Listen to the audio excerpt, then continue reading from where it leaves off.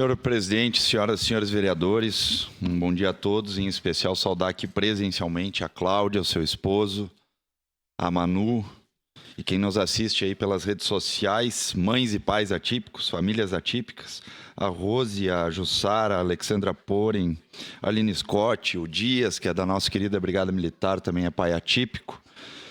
Enfim, a toda a comunidade de Caxias do Sul atípica.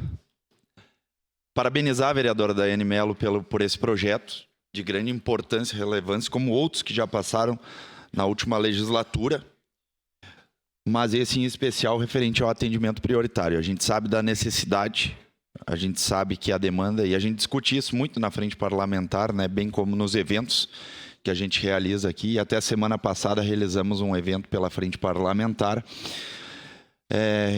que une duas pautas para mim que são muito caras, que é o TEA e a segurança pública. Então, foi uma capacitação aos agentes de segurança pública, onde que também pais e mães atípicas participaram nesse plenário dessa capacitação com o Dr. Carlos, que é um médico perito do Instituto Geral de Perícias do Estado do Rio Grande do Sul, e também pai atípico. Então, ele somou essas duas pautas, especializado em TEA.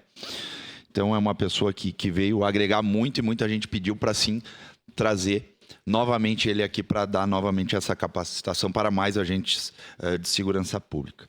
Enfim, e aqui, aproveitar esse espaço e essa pauta, presidente, vereador Lucas Caenato, e da qual estamos construindo junto à mesa diretora, com a sua anuência, que é um espaço dentro da Câmara de Vereadores que será inclusivo e recreativo para as pessoas de transtorno espectro autista, em especial as crianças e adolescentes. Então, teremos aqui, nessa Casa Legislativa, já estamos dando início aos...